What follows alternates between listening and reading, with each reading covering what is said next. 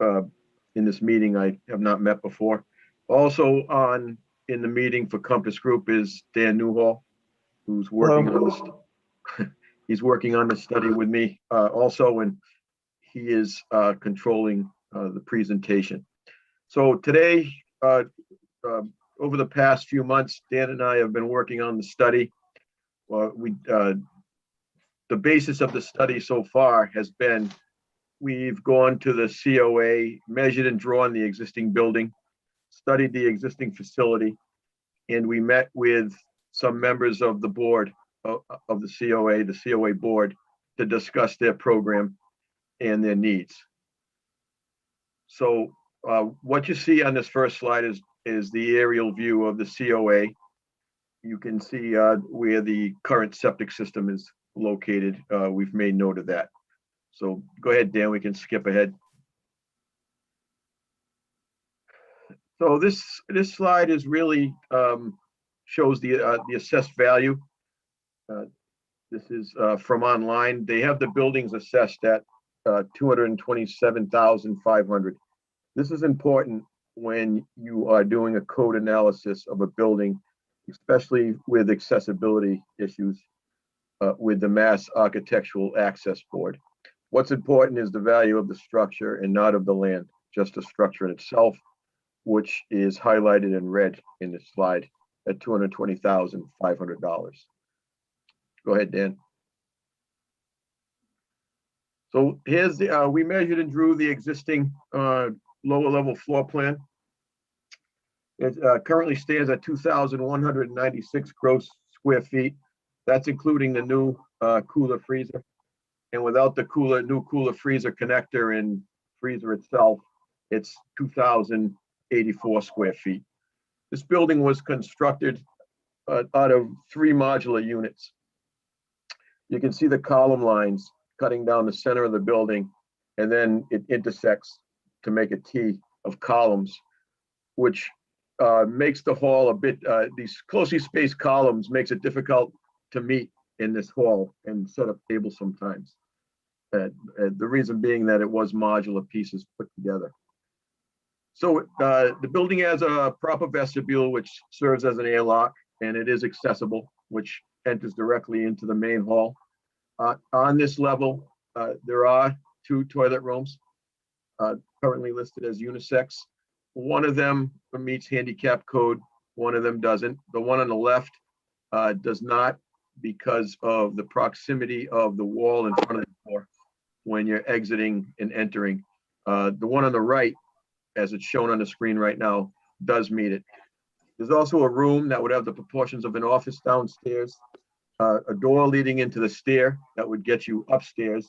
I'm sure you all know this building has entry on 2 levels. There's a grade change of approximately 8 feet between the upper level and the lower level.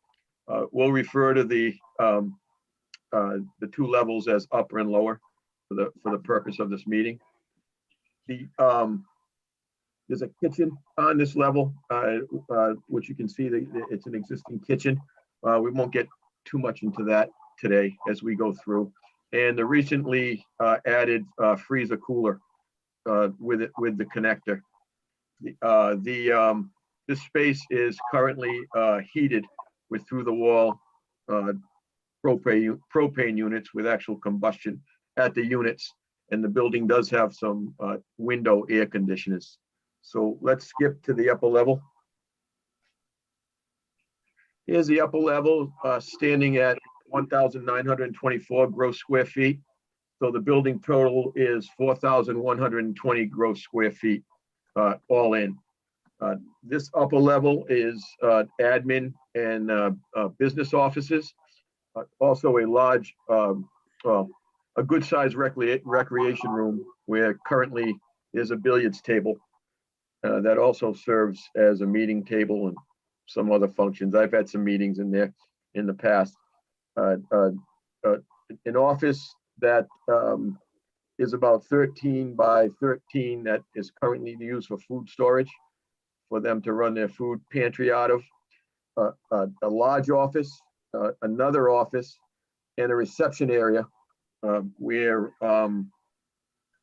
there's also a station for the clerk who would sit. So that there's entries at each end of the building on this high grade side. One you would enter into the reception area, one you would be directly into the recreation room. Stacked above the toilet rooms below are toilet rooms. Then again, it would they're listed as unisex, but it does constitute a male and a female for plumbing code reasons. And next to that is, I guess you'd call it a kitchenette for serve as a small break room. Go ahead, Dan.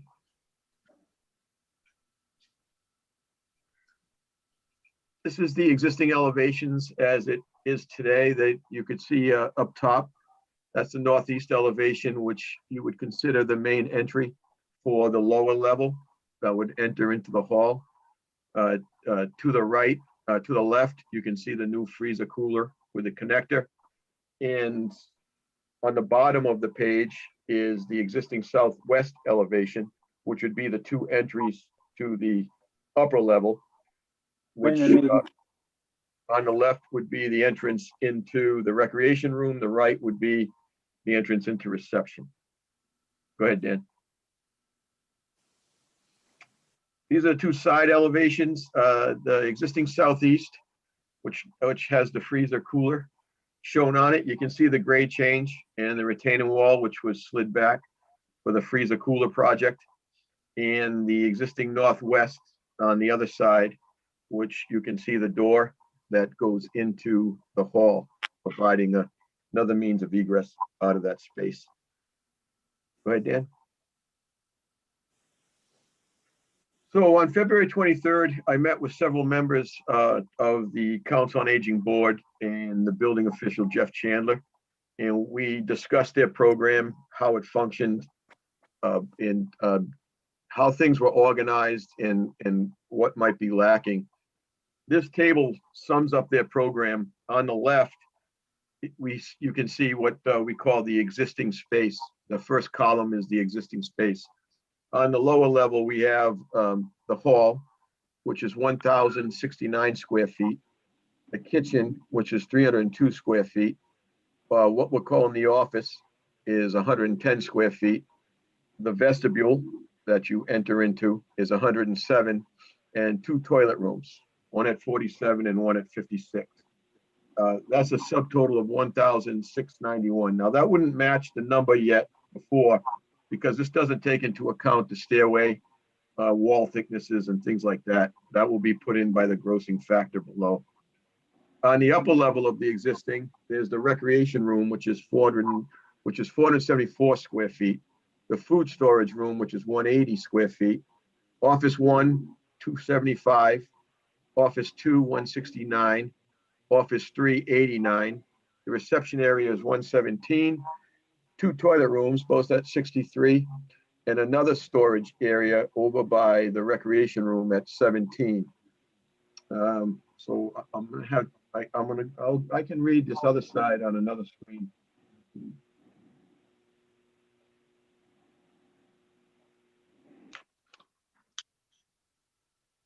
Oh, you know what? I can get rid of that.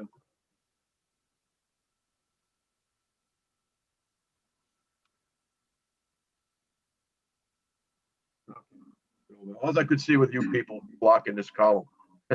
Okay, so after discussions on February 23rd, we established a proposed program that would help to meet their current needs as described. And then we turn this into a sketch as an addition that we'll see later on. But keeping the hall the same and the kitchen the same,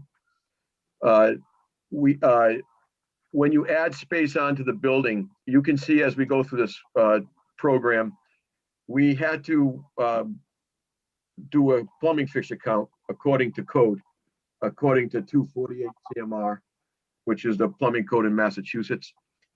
So with the additions we added, that kicked in one more woman's toilet on the lower level.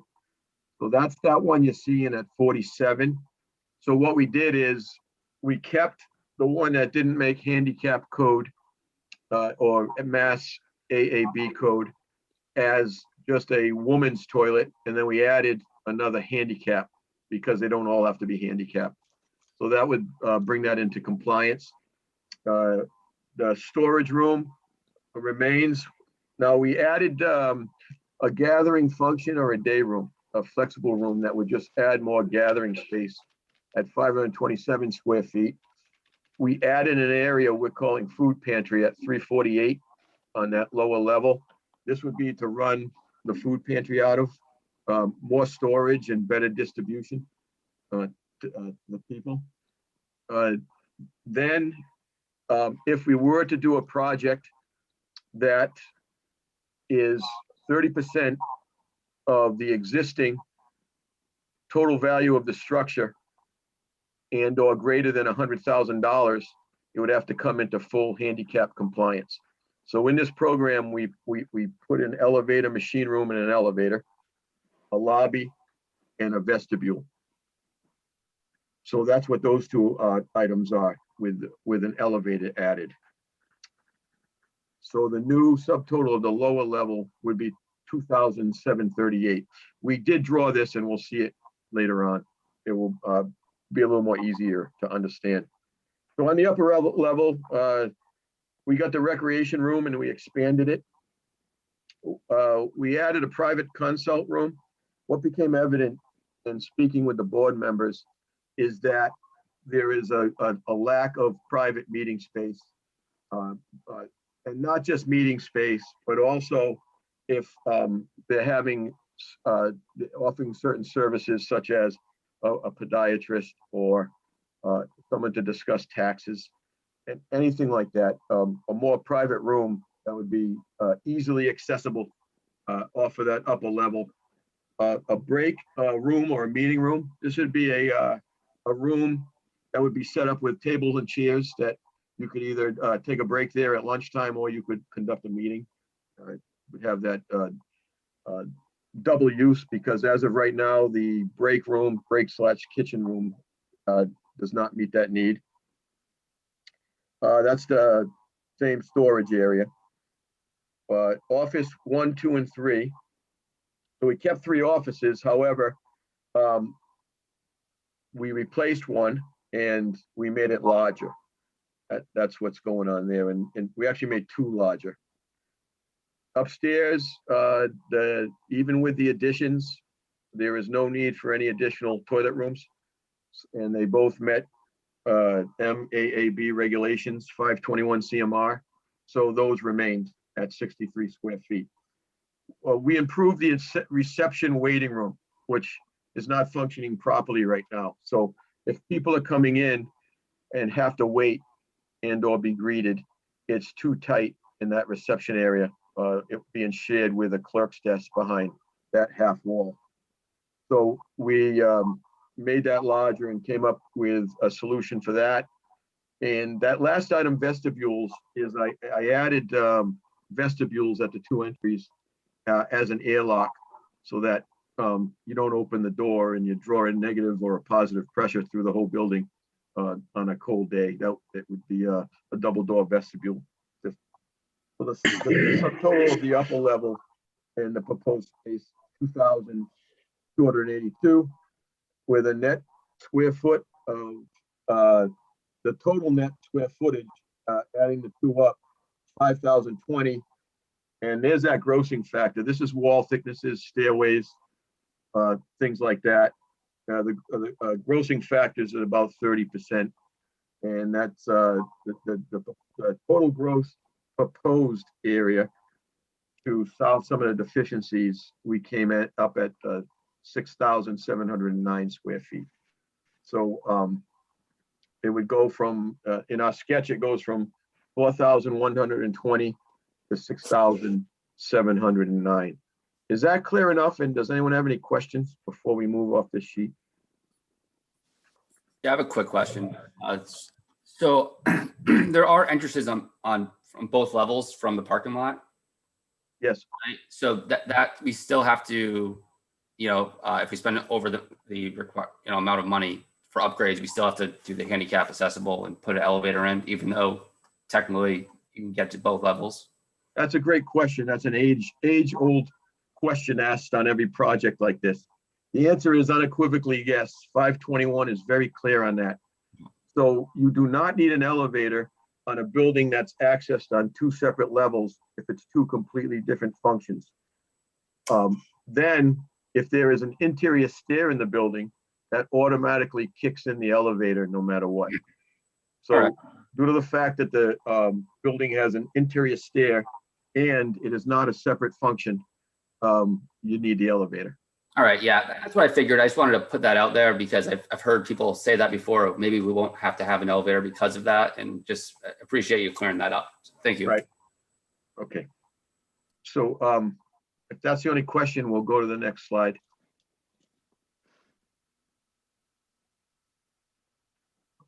So this is a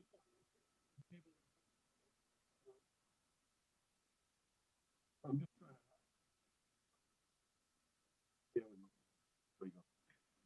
this is a quick table we put together, and you know, it does go a bit deeper than this, but this is a good synopsis of all the major points that we check when we do a code analysis on a building. So the existing building height and construction type is fine. It's in current code compliance. The fire resistant rated requirements for building elements, no, there is an issue there. The use group of this building is a mixed use. The first floor, the upper level would be considered a B use, which is business in the code. And the lower level would be considered an A3, and that is assembly 3, which would be a hall like you have there. Now, if the occupant load is 50 or less, the assembly becomes accessory to the business.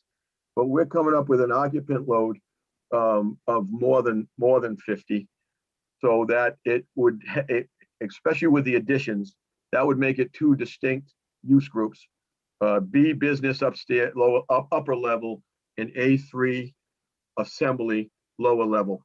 This by code needs a separation of 2 hours. So the floor and ceiling assembly and the wall to the stairs would have to be rated for 2 hours, which it currently is not. Existing fire protection. As of right now, the building does not need sprinklers. However, we would recommend a fire alarm upgrade if work is done to the building. Means of egress. It currently does meet the means of egress. However, the ramp and stair need some upgrades. That would be recommended on the exterior ramp and the stair inside. Existing plumbing fixtures do not meet even currently because there is no service sink or drinking fountain, which the code mandates. Each level have a janitor's sink or a mop sink and drinking fountain. Existing accessibility, no, because of the 2-stop elevator and some stair and ramp upgrades. And existing HVAC, no, because it does not meet current air change standards by code. A note down below: these upgrades need only be completed if the building is added to or altered and the cost of construction exceeds $68,250. That's 30% of the assessed value that it's at right now. So in other words, if you did nothing, it could stay like this. Any questions on this?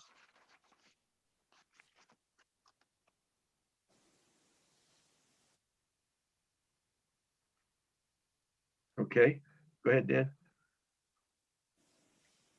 This slide here, it shows where it comes from in the code. Existing use group classification. We have the business B and the assembly A3, like we talked about. The existing construction type is type B construction, not sprinkled. 5B is basically house construction. It's wood framed, no fire ratings on walls, floor, or roof. Typically combustible materials like wood. And so the building height, the allowable is 40. Our average height, because the slope grade, is 18. So we're fine there. And this would really be considered maybe a 1.5 story building or a 1 story. So we have no problem with the size of the building and its construction type. Go ahead, Dan. So fire resistant rating requirements for building elements. So the building area for each floor, the lower level without the freezer cooler is 2,084 square feet. The upper level is 1,874 square feet for a total building area of 3,958 square feet. Fire resistant rated requirements for building elements. That's all that, nothing's required, so it would meet the 5B. However, in table 508.4, the required separation of occupancy in hours between an A and a B is a 2-hour separation. That's the one I talked about between floors. That would require a rating between the upper and the lower level. Go ahead, Dan.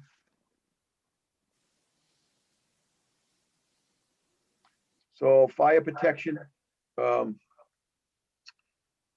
let's talk about the occupancy load. The occupancy load, according to the Mass Building Code, 9th edition, the assembly group A3, which is the lower level, we would take the hall area, which is 1,100 square feet, just the hall now, and divide it by 15 occupants for each net, 15 occupant, 1 occupant per 15 net square feet. So we're simply taking the 1,100 square feet that the hall is, dividing it by 15 square feet per occupant, which is prescribed in the code, and you get 74 occupants. Accessory to A3 is 5 occupants. That'd be the kitchen space and that office. Ground level total is 79 occupants. That's where we exceed the 50. Excuse me for 1 minute. And we need to classify it as an A3 and not accessory to the B. The upper level is business group B. That's 1,874 square feet. That's a very simple calculation because it's 100 square feet gross for each occupant. So we got 19 occupants there for total occupant load of 98 occupants.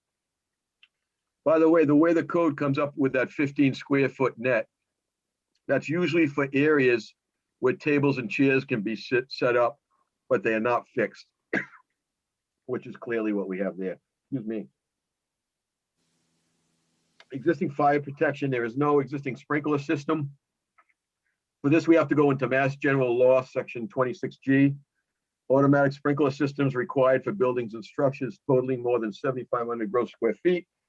Existing gross square feet is 3,958 for this case.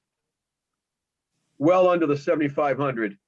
So as long as the building does not total more than 7,500 gross square feet after any and all additions that may be added, a sprinkler system will not be needed under section 26G. So it is in compliance as far as the sprinkler system goes.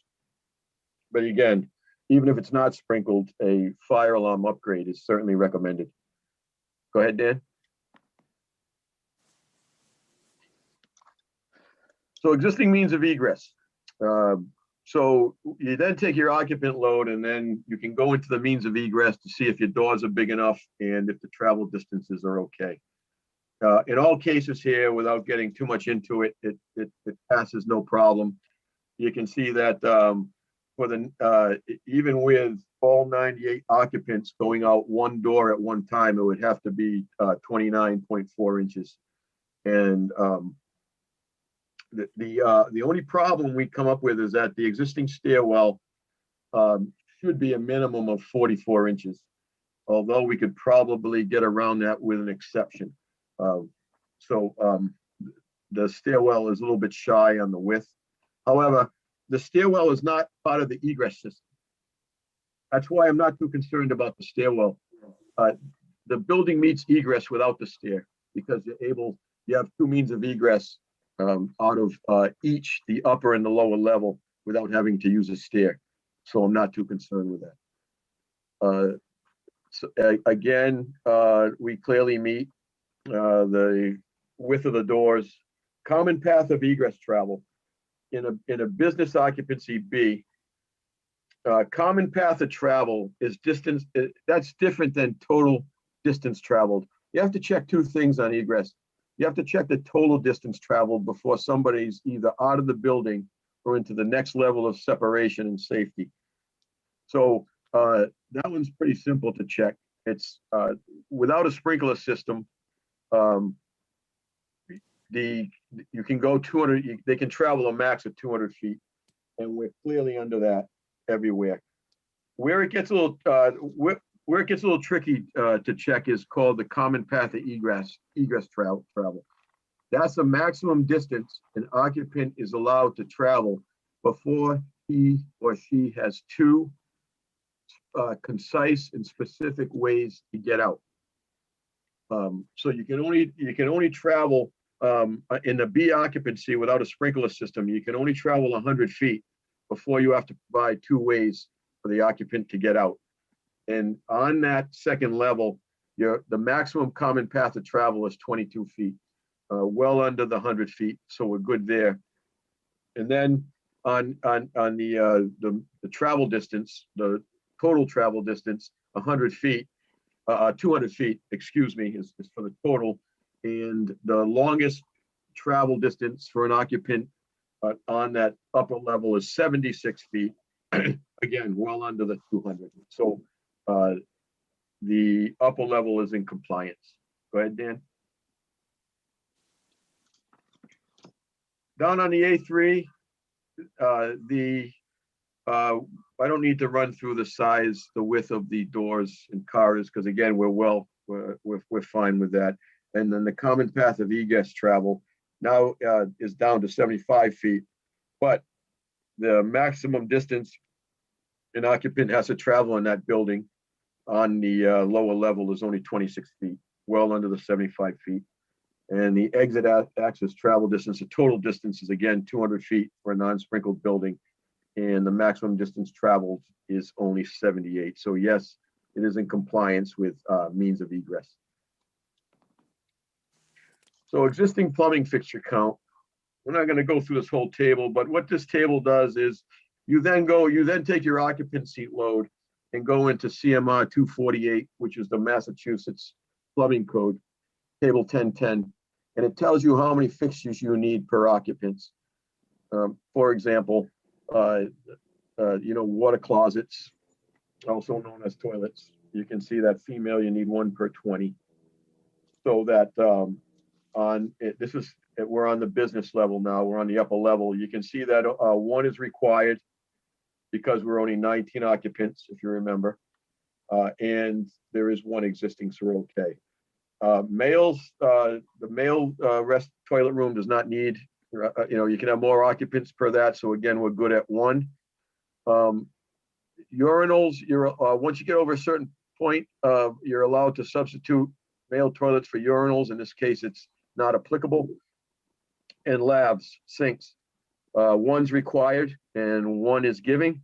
But however, a drinking fountain, a service sink is required, and there's none. That's where it falls short. Go ahead, Dan.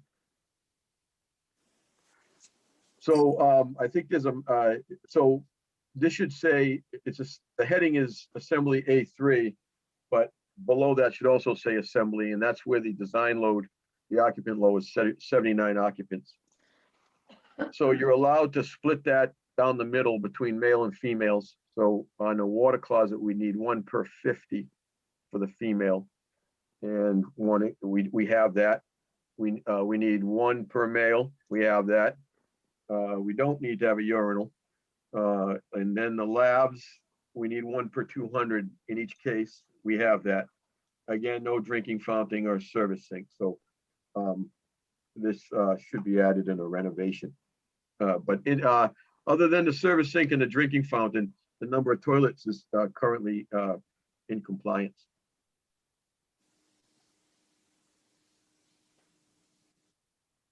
Accessibility. So Massachusetts, of course, you have to meet the ADA, but there's also the MAAB. CMR 521, which in many times is more stringent, and the more stringent always rules than the federal ADA. And where you start in this code on an existing building is 3.3.2. The work performed, including the exempted work, amounts to 30% or more of the full and fair cash value.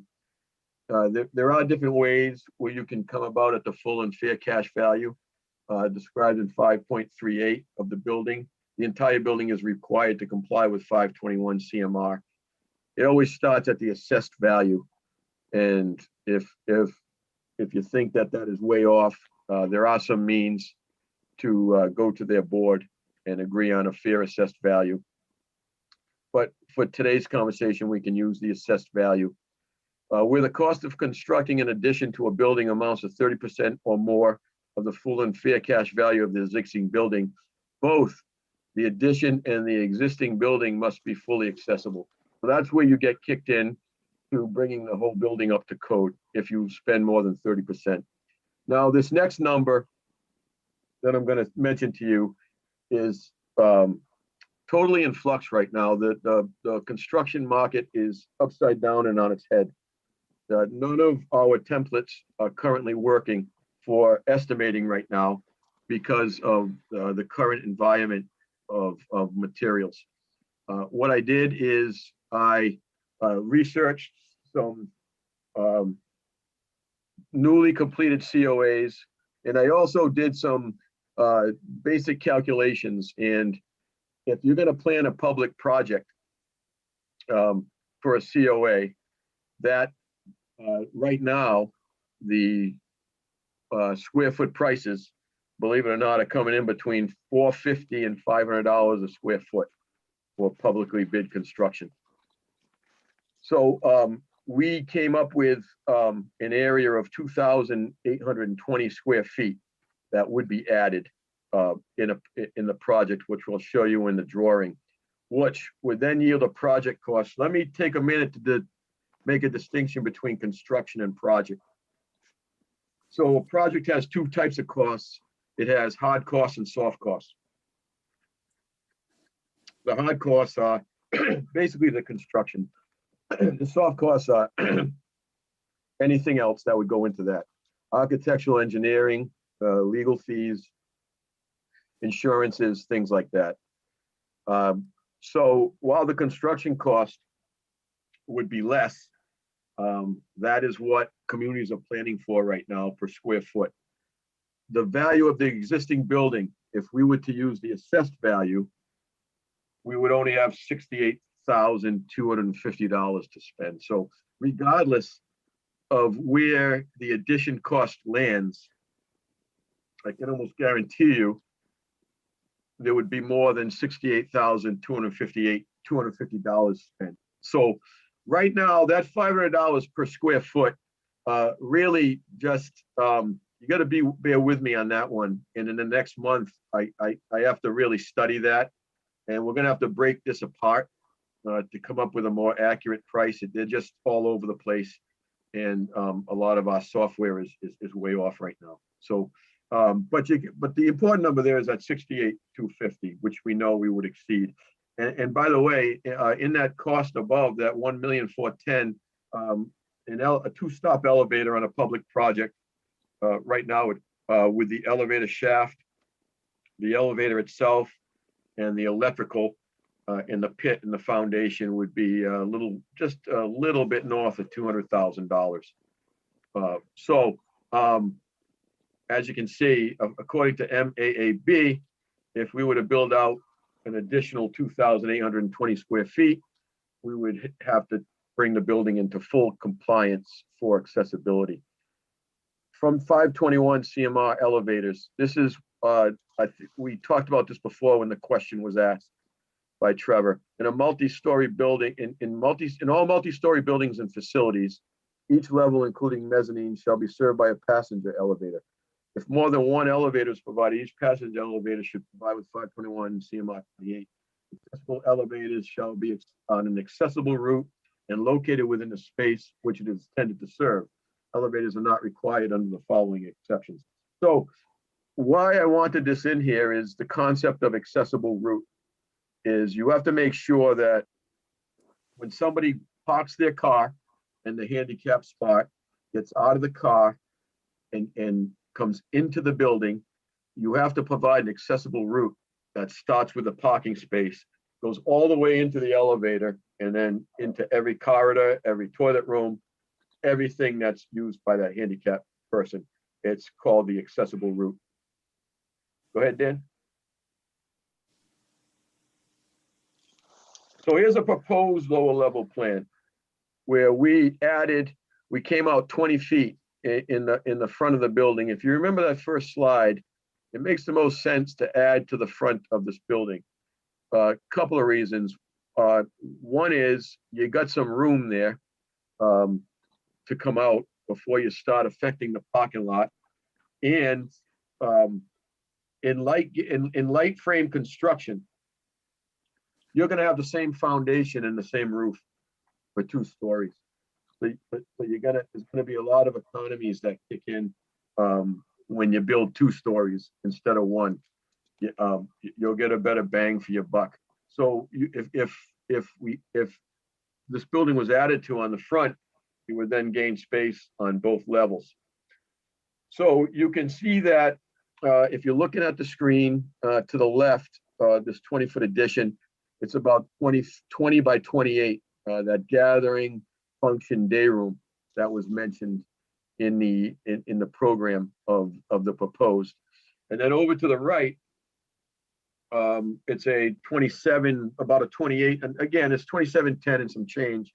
So again, about 28 by 20 addition that would house the elevator machine room, and then a nice big room, which I'm suggesting in this sketch that it could be maybe the food storage and distribution room, where you would have an opportunity to have direct access in or out to distribute and both store in the same room without having to go into any other part of the building.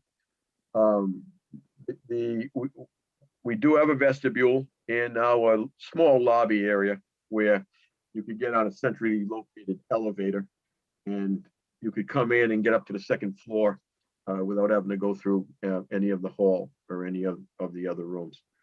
So that's what it would be on the lower level. Let's go to the upper level, Dan. So again, here now we see the elevator to get you oriented, but let's go to the top of the page where we had that, let's look at that reception waiting area. The idea here is that we would clear out the half wall and make that all into reception and waiting where people could sit. Then could put an interior window in that office number 2.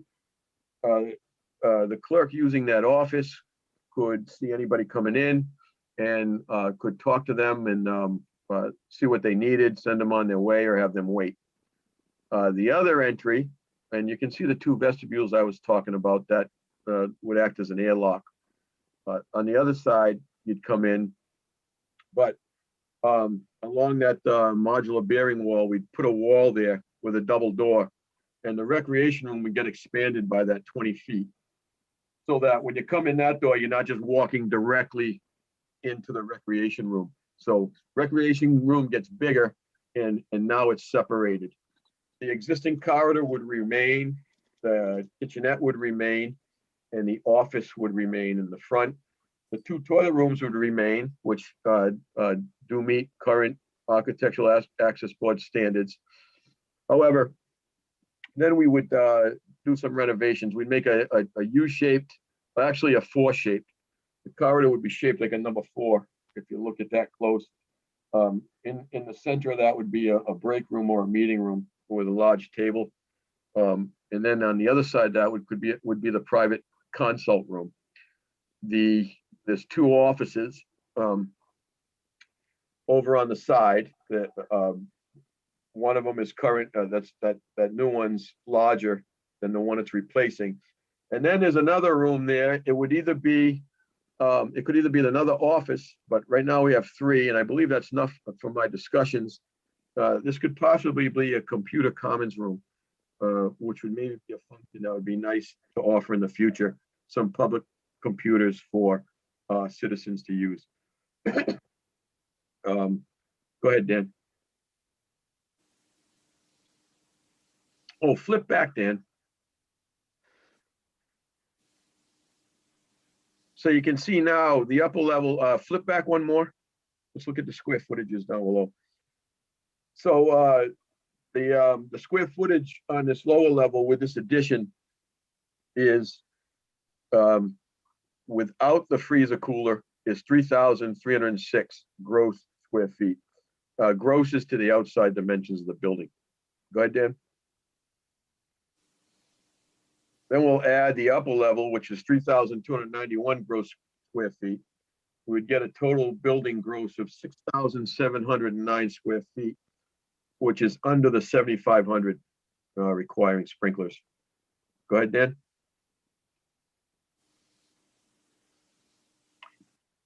So we did a quick sketch of the elevations in the building form that this would take. It would base those 28-foot additions would come out 20 feet. And you'd have to be careful of how you add on to here with these modular units and what you create at the existing wall. So an efficient way to do it would be to have two gabled roof additions and fill in with the entry vestibule area in the center.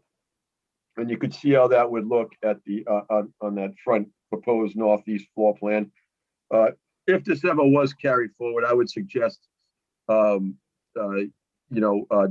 the entry more with a nice roof or a portico. I think could tie that elevation in very nicely. Also missing from this is you would see the elevator shaft penetrating the roof right to the right of that entry door. I'll make some recommendations on the entry going forward and put that shaft in. And you can see how the 20 feet is added on the northwest side. And that's that door that could access that large room that could possibly be the food pantry function. Go ahead, Dan.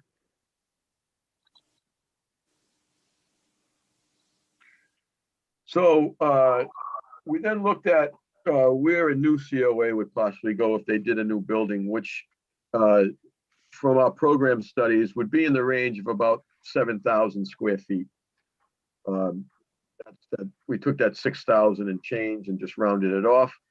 And then the new construction at the going rate of $450 a square foot would be $3,150,000 project cost. Again, we're going to have to, we're going to take these numbers, these cost numbers further. We're just applying square footage costs for this meeting based on what's coming in currently. So we need to circle back on those numbers. So here on Memorial Drive, when the police station was developed, there was some room left to add a new building or buildings. You can see that that red rectangle is in scale at 7,000 square feet. And you can see the police station under construction to just compare it kind of in size. And that would be the size of a 7,000 square foot new COA building. The study also asked to look at maybe a combined library COA. This would be option 3. Next slide. So what we're showing here is an L-shaped building. Now, a library, if you take the population of Freetown and current library constructions with the Massachusetts Board of Library Commissioners programming, you would have a building of about 17,000 square feet for a library. So if you added the 17 and the 7 together, you would have a building of about 24,000 square feet. That's what's shown in scale on this drawing. The library is in yellow. The COA is in red. And it possibly could, they could possibly share some space where they come together, such as a community meeting room or something like that. However, library construction is more expensive than COA construction, approximately $50 to $100 a square foot.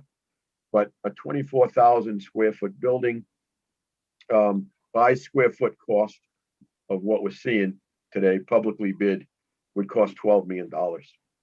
And that's option 3. Again, we're going to look at these costs closer coming up in the next month. So that's a synopsis of, this is just a review of the major points of the study.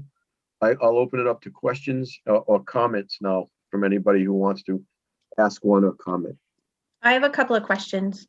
Okay. The new building for the COA at the 7,000 square foot with the price tag of 4.1, is that what you said?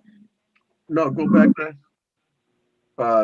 315. 3.1, sorry, 3.1. It's 1.4 for the addition. Is that taken under consideration site work? So Lisa,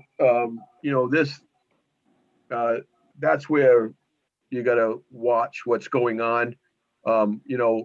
Numbers are fluctuating like crazy. So it's at this high level, you got plus or minus $50 a square foot. So you don't know, and you don't know about the variables of the site and whatnot. If this was 5 years ago, the answer would be absolutely. In today's environment, the site work's probably about the cost of how much it's escalated in about 5 years. So the answer would be probably, and that's what the number suggests. But we're really trying to figure out where these costs are right now, and I need to spend another month on that. All right. The second question I had, option 3 with the 12 million with the library slash Yes. COA. You said that there could be common spaces, but have you even talked to the library commissioners to ask them exactly what they were looking for and if they needed a building that big? And I know like kitchen would be combined, like there are certain things that could be combined. So I'm just wondering if you had a chance to talk to anybody from the library about anything. So the answer to that is yes and no. Okay. I've designed a library, and Okay. I've worked with the board, the library board, the Massachusetts Library Board. So I've programmed with them, and I've gone through a whole grant round process with them. Typically every 6 or 7 years, they open up a grant round process where you could get reimbursed approximately 47% of the costs. Mm-hmm.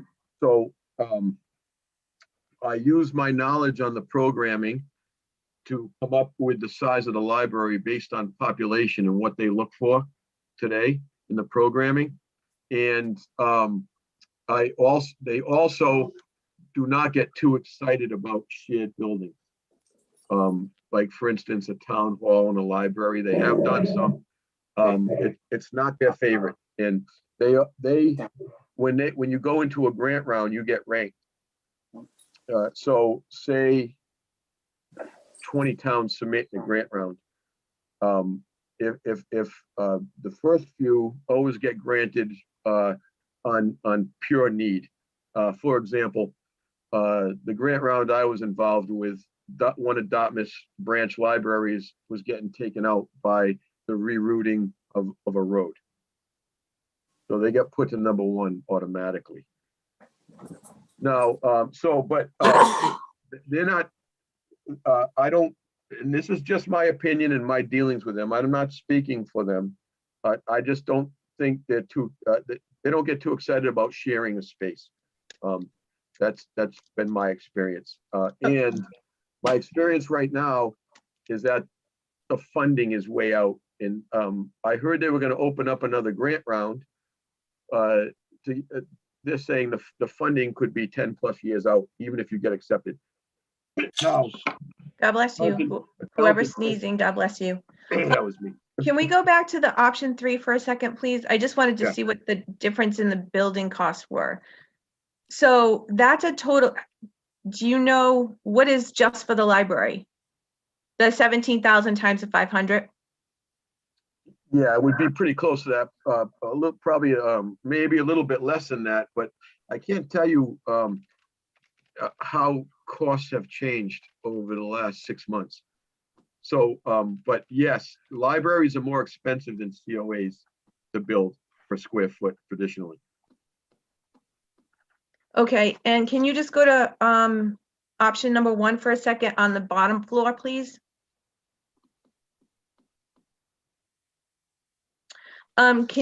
Just a suggestion, and I know that this is, you're just playing around with this, but the food storage distribution room, probably on the other side next to the kitchen, and then the gathering function room maybe on the other side. So that's just a suggestion. I think it might be easier.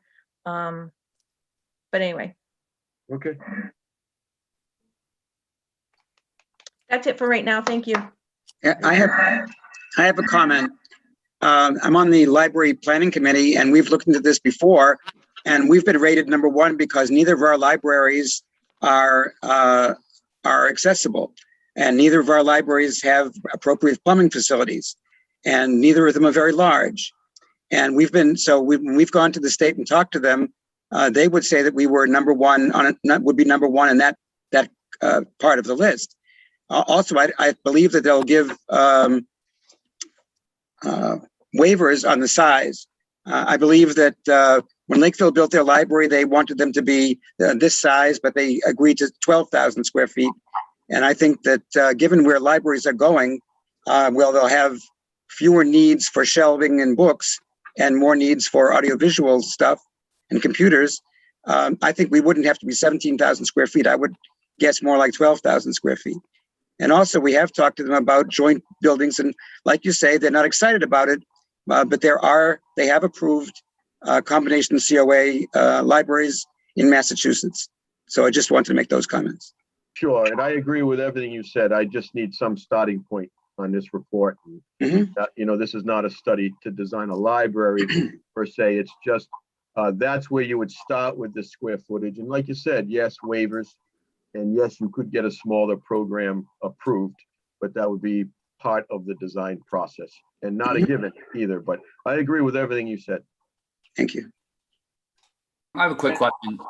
So what kind of timeline would we be talking about for our, from the day we broke ground for option 1 until, the COA was back in that building? So between meetings, design, construction documents, and bidding, you'd probably be looking at a 5 months process there, and construction, would be at least a half a year. So you're looking at, once you start the design process, I would say that this would be a 1-year project, and depending on where the money came from, if it required a town vote, that would add even more time to it. And then for, I guess, just out of curiosity, for say option 2 for a totally new builds, are we talking a couple of years, or would it be? Well, yeah, for sure. If you're going to start a new build and it's going to go to town vote, you're looking at a 3 to 4 year time frame. And if you're going to do a library grant round, you're looking at quite a few years. I don't know if the gentleman who is on the library commission, do you know of any grant round they're going to open up? I thought it was going to be soon, but I hadn't heard anything. I had heard there was going to be one in 2 years. 2 years? Yes. However, I had the same concerns that Paul Lubin spoke about. I thought when you put that drawing up, certainly I don't think that the town of Freetown needs the library that big. The concern that we have, the library trustees have, is that down across from the town hall, we get the halfway library that doesn't even have running water. Okay, we shouldn't even have that library open. And in East Freetown, we have a nice library. However, we don't own the building. We can't expend money in there. So that's the dilemma we're in. And people use the library. A lot of seniors use the library. Now, certainly you know a lot more than I do for construction, but I know that when I go up to see my daughter in Hanson, they have a joint library senior center. It's beautiful. And I don't think we need a library with the square footage that you were talking about, Andy. And do we have to wait for a round? Do we have to wait for a round from the state to come? No, Paul, I agree with you. I'm not gonna sit here and say I'm in agreement with, like, for instance, I still think that, they still look for more stack space than what is needed in today's library. The computer commons, are very popular. The private meeting rooms, today, private meeting rooms are built into the library where tutors can meet students, and you can reserve a room. There's usually a community room, and that all people can use. There's maker spaces where they have 3D printers, all kinds of programs, and I agree with you. And I don't think that would be the space. I don't think that's where Freetown would end up, and I'd be more than glad to meet with the library committee and discuss this and, fine tune it for the purpose of this report, which the purpose of this report is not to design a library, but I would certainly want this report to reflect the concerns and the view of the library committee. So maybe we should meet and talk about all this. Sounds good. Hey, Trevor, just wanted to make a point, Pete Jankowski here, that procurement is going to take 3 or 4 months. You have to do a procurement for design, and you have to do procurement for construction and general contractor. So those take a little bit of time too. Yeah, I guess what I was thinking about was, what is the COA going to do while the construction is going on, right? Like, because it seems like it's going to. I don't think they'll be able to continue to be in that building during that time. So that's kind of what I was thinking about.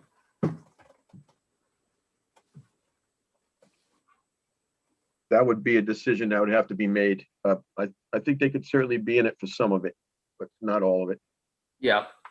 And then another question on that. So I'm assuming we'd have to change the roof, because the roof line is going to be different, correct? Would that require like a whole new roof? And this is for option one, obviously. And then, we probably have to re-side the whole building, I'm assuming, to have a new front. It would kind of look funny. There's different siding on different parts of it. So is that all kind of part of this construction, the total cost estimates, which I know are totally unreliable right now anyways? Yes, the answer is yes. You would have to at least re-roof the front half of the building.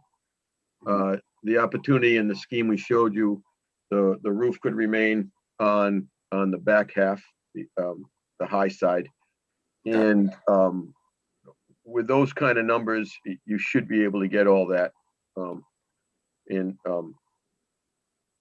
It's just the market's extremely volatile now. The market hit an all-time high September 21st, and no one would thought it would go any higher. Matter of fact, it came down, and now it's up higher, even still. Things like sheet goods, plywood are just crazy. I've been told that quotes are only good now for 14 days. Well, I'm working on a project that needed steel bar joists. The lead time came back at 9 months. Yeah. It is crazy out there. Yeah. Those are used in tons but there's going to be a correction. Who knows when, but there'll be a correction. Gotcha. Can I make a comment? Sure. You know what? Wouldn't we be better off building a new senior center for the seniors, and the existing senior center, in my estimation, with a little tweaking, not much tweaking, we could turn that into a library. I don't know what Paul Lubin thinks. I mean, he's on the library, but that's still a viable building. It may not be big enough for the seniors, but certainly that would easily be big enough for a library for us in this town. Or just a community center. Call it whatever we want to call it, but What was that? We could maybe not specifically call it a library, maybe like a community center or whatever we need to call it. I think you're right though. Like we need is public space where people can go there and use the computers and have that space. Well, if you're going to get state reimbursement, you're going to have to call it a library. I guess I was saying that because I don't know if it would meet the criteria that we need anyways in that existing building, you know, if, You're gonna have upper floor issues with load bearing. It's not, you know, Yeah, that's a great point. Books are very heavy. Why would you So have books? You'd Why want, would you you have want your books on the stacks upper on the floor? first floor. Why would you have books on the upper floor? You have them on the lower floor and have offices up on the second floor. Yeah. Right? It's, you know, Paul, that's something that could be looked into. You know, this study, I think, is a catalyst to help to get this to the next level. Does anybody else from the building committee have any other questions? Charlie Sullivan, I have one question for Andy on the COA present. First of all, on the COA on the present design, have you done any program study outside of the discussion with the committee and what they felt their needs were? In other words, as you plan a building, we know you have a program study, and have you done any of that for like a community of this size and planning ahead? Right. It seems like we have a plan there for today, but no plan for tomorrow, so to speak. Yeah, that's a great question. So the answer is yes. The demographics are showing that aren't showing that much growth. I'm still trying to get. I'm looking for a demographic of. I was given the demographic of currently how many families use this now and how many visits there were during the year. But we need to define. I think it's more, Charlie, about if you build it, will you increase your programs? For right now, we're sending citizens over to Dayton, I believe, for the adult daycare. Mhm. So the questions would be, if we did build it, would we then take on more programs, or would we keep the programs of where they're at? So it's more of a question really about program growth, and if the town wants to do that. I think that what we did for this study is the size addition that would make the most sense, and add it on in a way that would not be putting good money to bad, and would not it would make. I'm trying to make as much use of the existing building of anything that's good, such as a building that such as a toilet room that already meets handicap code. We already have a kitchen. We already have a freezer cooler. This broad stroke, and remember, this is a broad stroke we took. By the way, the RFQ read that everything was just supposed to be written. The RFQ that I replied to do this study, I just didn't feel that words would do it justice. So I took it to this level. I think that a picture's worth 1,000 words. I hope nobody minds that, but also, these neatly drawn plans with the computer, it makes it look like this finished product when you look at it. This is really just about ideas. It's an idea drawn to scale in a floor plan. It's just as a starting point.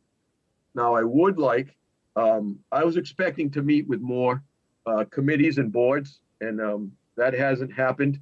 The first meeting that we got, there was just people from the COA board and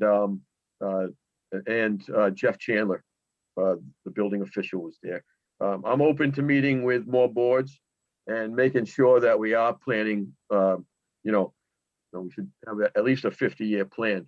And anybody who could, if we have any demographics on where we think we might be, and defining if we are gonna increase programs, if we increase building size, that would be very helpful.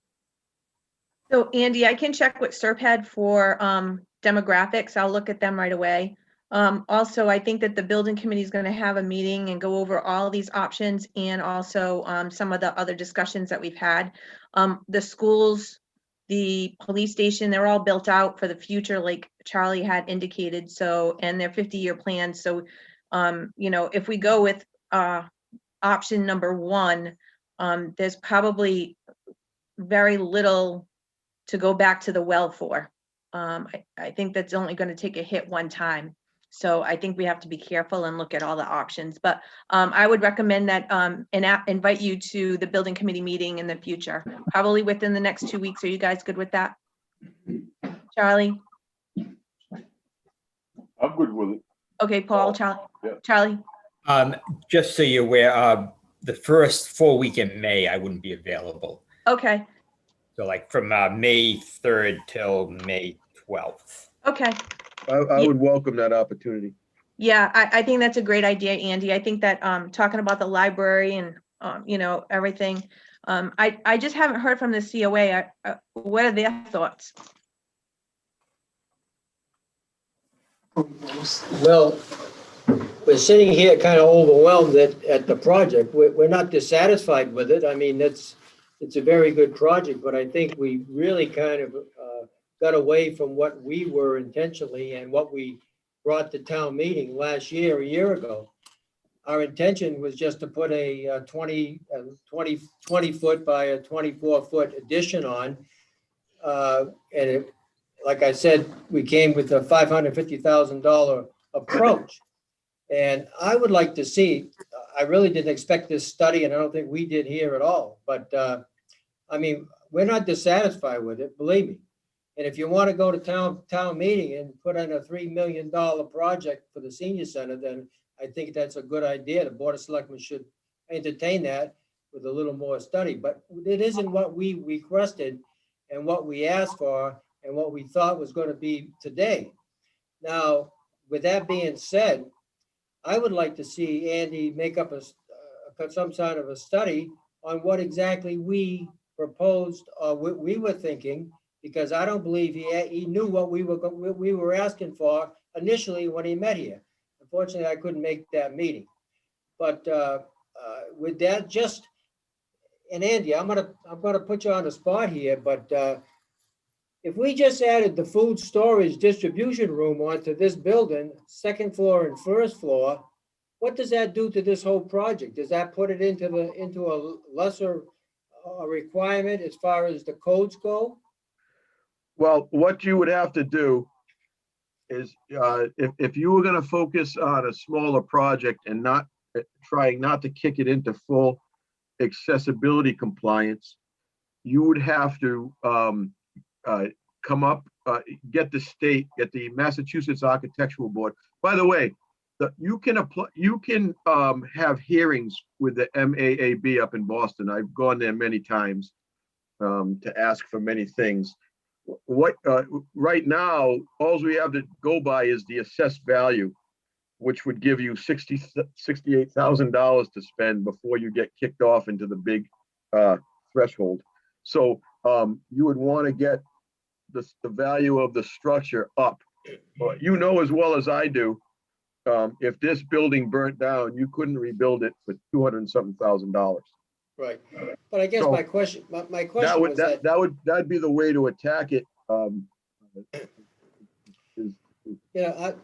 My question, Andy, was that all we intended was to extend this front section out, and that's what we were looking for. Everything you had talked about, the whole proposal was fine, but yeah. So What we're doing now my answer is, if you spend the 500,000, you have to bring the whole building into full compliance as it stands. But I don't know what that is, and you made a good case here when you did this proposal here of telling us what we had to do on everything else.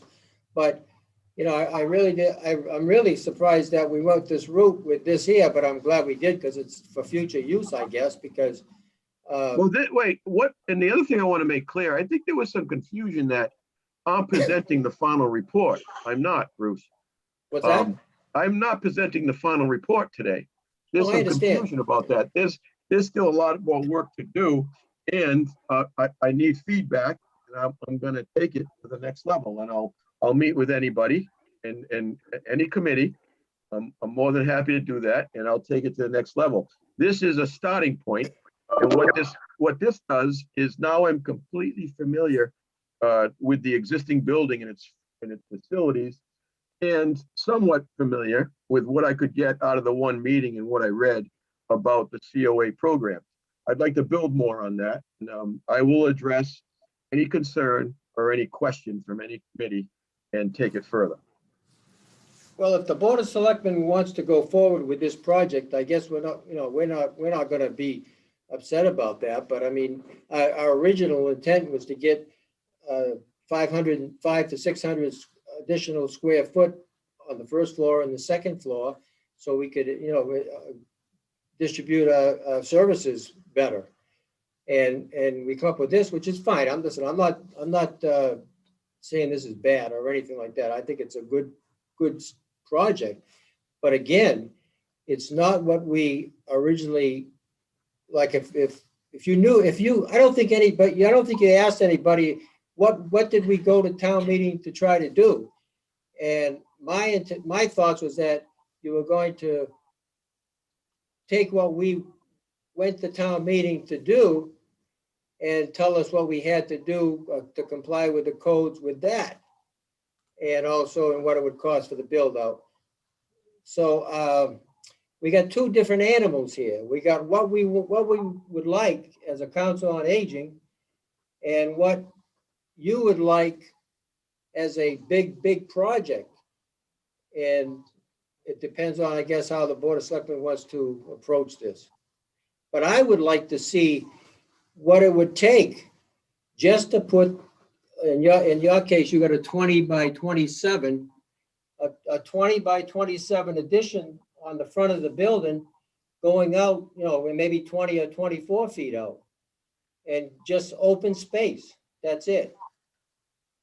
I understand you need fires, and all that stuff and all the code requirements, but I don't think the code requirements would be as stringent as they are with this build out that you have here now. So Bruce, if I'm understanding correctly, right? So if we went out, say we added 500 square feet at $500 a square foot, we're talking about 250 grand right there, right? And which doable, but then you immediately kick in automatically we're going to kick in the requirement for the elevator, which is then tax on another, what is it, 100 or 200? 250. Right? So now we're at 500 grand there. I mean, I think it's like a slippery slope. I see what you're saying, but I think it's going to be difficult to, if we're going to do it, maybe we should do it for the future. I think as, Charlie Sullivan was saying, which kind of makes sense too. oh, well, that's the case, what I just said. If the Board of Selectmen wants to put an article on the warrant for $3 million, then that that's the way it's going to go. But it's not what we were asking originally. I hear We you. were asking for an addition of roughly 500 and some square feet, and that was it. And now we're into the a bigger 3,418 and with the cooler. So I mean, that's what we got. We got $550,000 already in the coffers. We've already got that. The townspeople voted for that a year ago. Here we are a year later. So I mean, No, I hear you. So that's not what we were tasked to do by the RFQ. Which, I want to make this a useful exercise for all the committees. So in response to what you're saying, Bruce, we could certainly draw out the scheme you're talking about with the information we already collected. And that can be circulated and discussed just like these other schemes. Like I said, we're not presenting a finished study. This is a meeting to discuss our findings to date. Andy, could I ask a question? Yes. Okay. Bruce has 500, or the seniors have 500,000. If they utilize that money, does that automatically kick them into making the entire building compliant? That's the way I understood what you said earlier. Yes, like I said, it's very simple. If you spend $100,000, yeah, or more than 30% of okay. the free cash value. So that 500,000, if they were to spend that, it's automatically going to mean that the building has to be compliant. That's all I wanted to get at. In my opinion, yes. Okay. So yeah, maybe, But Andy, my question is this. How much of would this whole thing have to be done because of the 500 square feet? Because you do have, the other code compliances. Would there be as many code compliances with 500 square feet than there is with what you're proposing here, I guess? I would have to say no. I would say your biggest challenge would be the Architectural Access Board would be your biggest challenge. Okay. Like you could do your 500 and, not redo all the HVAC in the building. You could, so yes, your biggest challenge is the Architectural Access Board. yeah, maybe like for the next one of a new option would be, what can we get for the money that's been allocated, right? All in. So if we have 550,000, I think it was, that we voted on, what can be done for that? I'd like to hear what everyone thinks about that. I think what he just said, and I don't know, there's a lot of talk going on. If you spend $550,000, you're gonna kick in. Yep. Is that what we're saying? Yep. I'm saying the same thing. So taking that into consideration, right? So maybe Well, it's Well, only, let me clarify this a little bit. Gets a little tricky. Because here's what I said before. If you're trying to avoid full compliance with the Architectural Access Board, the first thing you start with is getting an agreed upon number for the fair cash value of the building. Yep. You want to get that up as high as you can. And because the assessed value is not going to do anything for you. That gives you $70,000 to spend, right? Now, what has a separation that can be made here is, the elevator. If you can come up with a project that doesn't kick you into full accessibility, then you don't have the cost of the elevator at $200,000, for instance. Now, having said that, I don't think it looks too good to have a COA that's non-compliant with MAAB if you're spending quite a bit of tax money. I just don't think it's the right thing to do, and that's my opinion. Mhm. Bruce, Yes. are you at all looking at option one? Way back when we were first talking, and I was thinking it was gonna cost 1.5, wasn't that far off. And you went and you got the 500, and my thinking was at that point, you could probably take the $1 million out of capital stabilization and do the 1.4 and be done without having to go back to, you just have to take it out of capital stabilization. I thought he said it was 3 point. No, that's for a new building. I'm just talking about the renovated COA with the addition. The new building, a whole new building for 3.0, 1.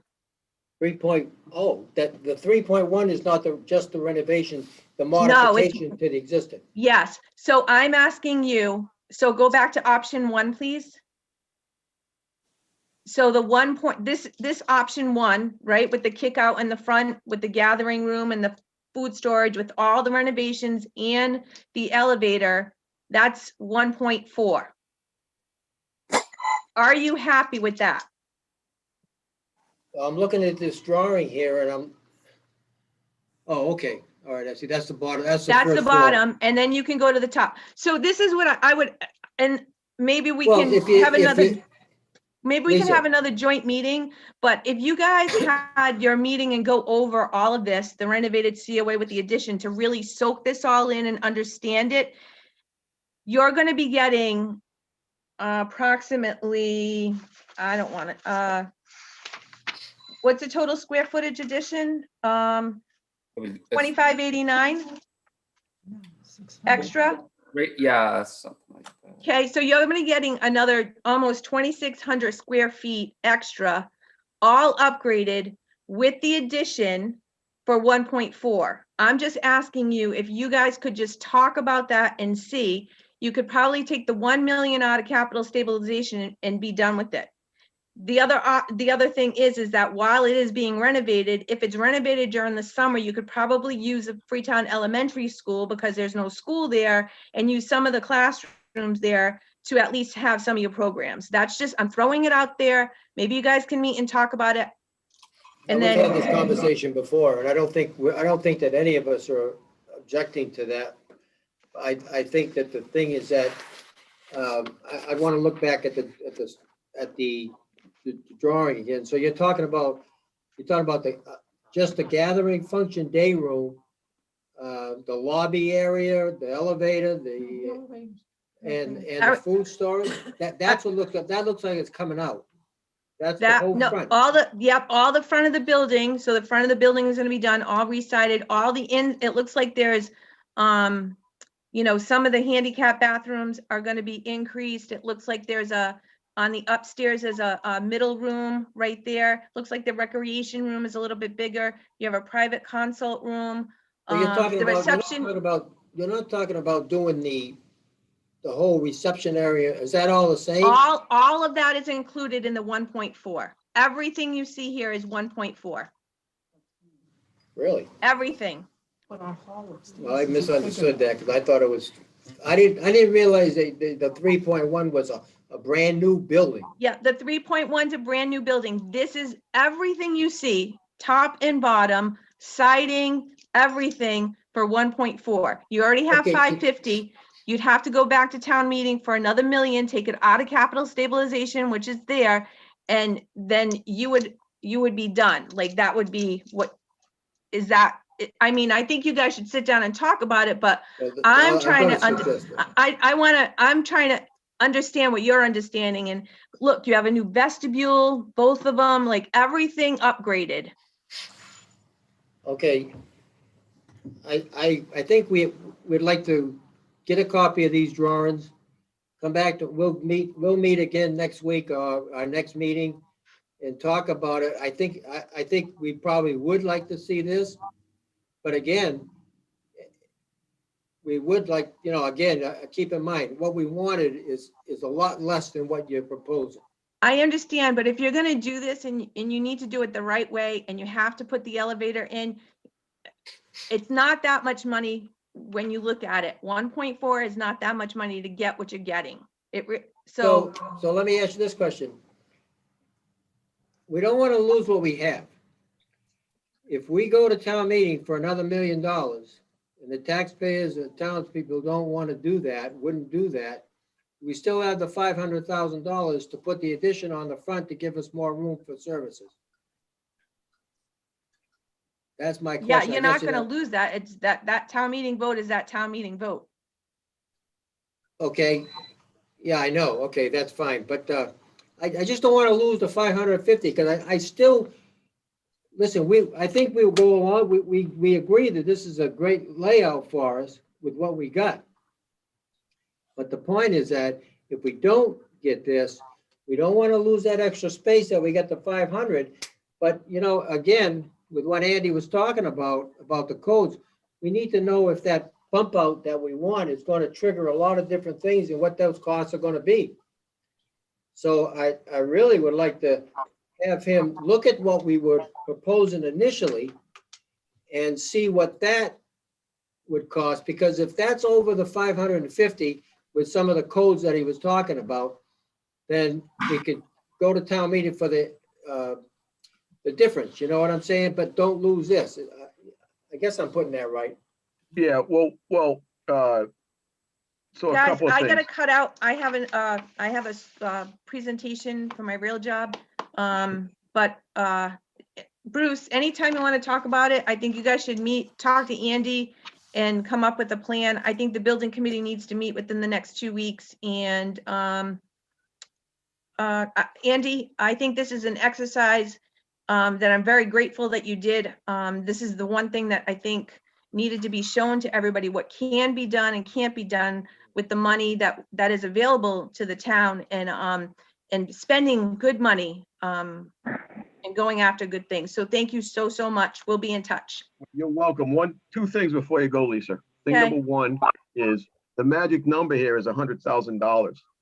If you spend over $100,000, you're doing the accessibility code upgrades. Right, and I think that that's what Bruce needs to understand and It's $100,000 or 30%, whichever is more. So $100,000 is a magic number here. And the other thing is, these are not prices you can go to the bank with yet. We would have to take this further. It's a good starting point, but correct. We shouldn't be talking around town about 1.4 million. Nope. Before this goes further. So, I totally agree, and I think I look forward to having you come to the building committee meeting.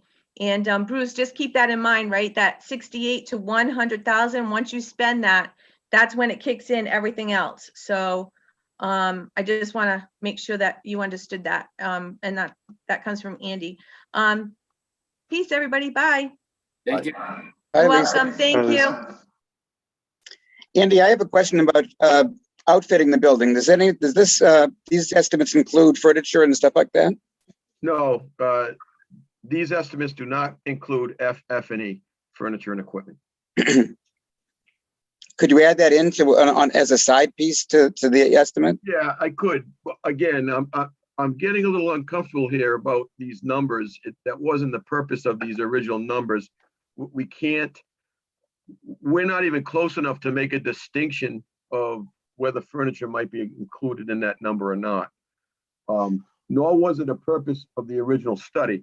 I'm glad to take this further under the study. I'm all in, but I'm getting uncomfortable about talking specific about costs. We're not there yet. Understood. Hey, Andrew, does it also include like the chapter 149 costs and all that sort of stuff? Well, this falls under chapter 149 Okay. for the As long as you're including procurement it. laws. Yes. Yeah, you have no choice. Unfortunately, It's more than we have to go under 149. If not, we could break ground tomorrow. Yeah. All right. Me and Bruce could Mike get out might there have with a some question. hammers. I think, Mike, do you have a question? I just wanted to check, since Lisa has gone, I'm not sure the building committee actually has a quorum anymore. Well, we're not gonna take a vote, Mike. Well, we'd ahead. have to adjourn, if we could stay and continue to talk, but we'd have to adjourn our meeting if we didn't have a quorum anymore. How many do we need for a quorum? I believe if the list of members on the website is correct, I think 8, and I think we'd now have 7.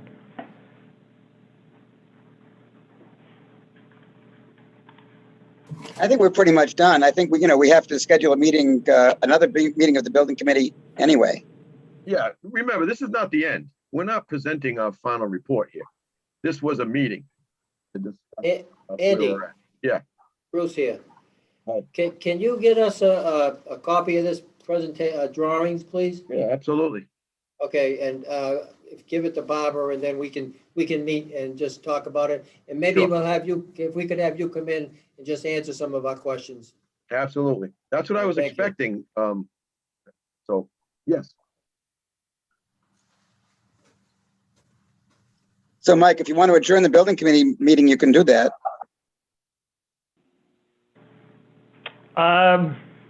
Well, why don't we, yeah, I could do that.